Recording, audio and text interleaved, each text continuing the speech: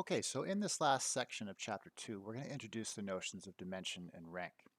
Now, dimension is a word that you have heard me use on occasion in an informal way, but I was just using it conversationally as a descriptive word without actually telling you its precise meaning, but it does have a precise meaning. We just didn't have the tools at the time to state that meaning, but now we do. So that's one of the main goals of this section.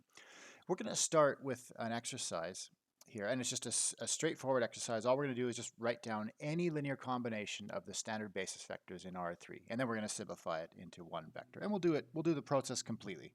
So you can choose different coefficients if you want, but I'm going to choose the coefficients 4, 2, and then -6. So that's a linear combination of the standard basis vectors.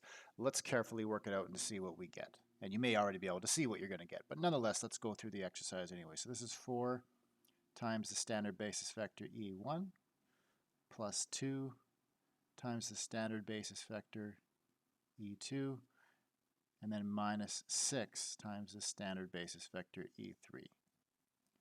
Okay, and then once we multiply those coefficients into the vectors, they're going to become the following. So we'll have 4, 0, 0 plus 0, 2, 0 plus 0, 0, -6. And then finally, when you add those together, what you're going to get is 4, 2, -6. Okay, so that was the exercise. So take a look at what happened here. I mean, this may or may not be surprising. In fact, it probably won't be surprising if you've spent some time working with vectors. But really, let's just go along with it. It ought to be surprising in some sense, right? The coefficients that we chose here gave us exactly the coordinates of the vector that we ended up with. So, for example, the 2 was a coefficient of E2. That ended up being our second coordinate. And then what color should I use? How about green?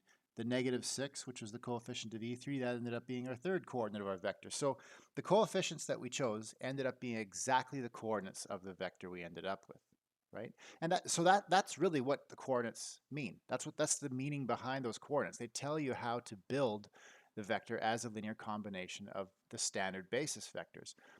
What if you wanted to use a different basis, not the standard basis, right? That's the question we're going to look at now.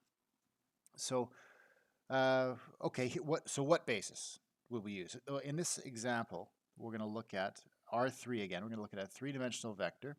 And the basis we're going to consider for R3 is the basis consisting of these three vectors, V1, V2, and V3. Okay, and part A of this exercise says to check that it's actually a basis for R3. Okay, I'm going to leave that to you as an exercise, just because it's a little bit time consuming, and I just want to keep these videos from getting too long. But here's the hint, and this is the same hint I've given before. You want to use the invertible matrix theorem, and in particular, oops, in particular, you want to use statement F and statement G. Okay, and if you take a look at that, you'll see exactly how you can show that this set of three vectors, V1, V2, and V3, is a basis for R3. Okay, so that part I'm leaving to you. But for part B, and this really isn't anything groundbreaking or brand new. This is type of a problem that we've answered before, but it leads in nicely to some definitions that are coming up. So what we're asked to do is write this vector w, which is given in coordinates 5, -1, and 9, and we want to write it as a linear combination of the vectors in B. Okay, so that's how do we usually do that? We start by just literally following the instructions, right? Write w as a linear combination. We don't know what the coefficients are just yet, but this is how we'll write it out as a linear combination.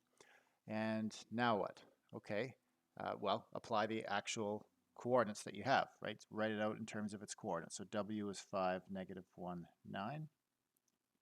And then v1 is 1, 2, 1. V2 is 2, 9, 0. And then lastly, V3 was 3, 3, 4. So now you've got a vector equation. And this is now going into a standard workflow for us. When you get a vector equation of this form, you can find out what the coefficients have to be by setting up the following augmented matrix. Just take the three vectors v1, v2, and v3 to be the columns of your coefficient matrix, and then take the vector w to be your constant column. And then now you've got an augmented matrix that corresponds to a linear system in the variables c1, c2, and c3. Solve it, get a solution, and that'll tell you what your coefficients have to be. So again, I'm going to gloss over some of those details. If you row reduce this matrix, what you're going to get, you'll end up getting a unique solution. And the solution, your constant column at this stage will be 1, -1, and 2, and that'll give you your solution. So that'll tell you that your C1 has to be 1, C2 has to be -1, and C3 has to be 2. Okay, so there's a little bit of work in solving that system, but if you do the work, this is the solution that you're going to get. Notice it's a unique solution. We only got one solution to the system. There was no parameter involved, and that comes from the fact that these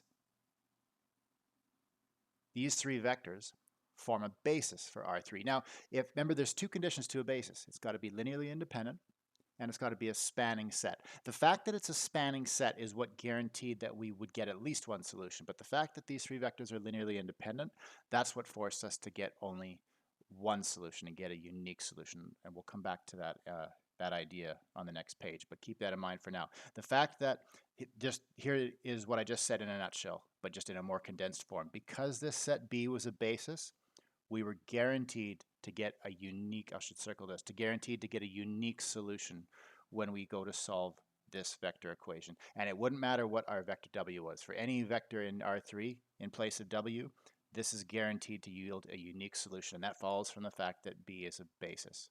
Okay, so we'll talk about that more on the next page. What was the point of this? Why were we trying to find these coefficients? Well, we were trying to write the vector W as a linear combination of v1, v2, and v3. So therefore, we can finally write W is equal to v1 minus v2 plus 2 v3. So that was what we were actually asked for, right? So that is our answer to part B. Now, what was the point of this? I mentioned this is nothing new, right? This is really not anything that we haven't seen before, these types of problems.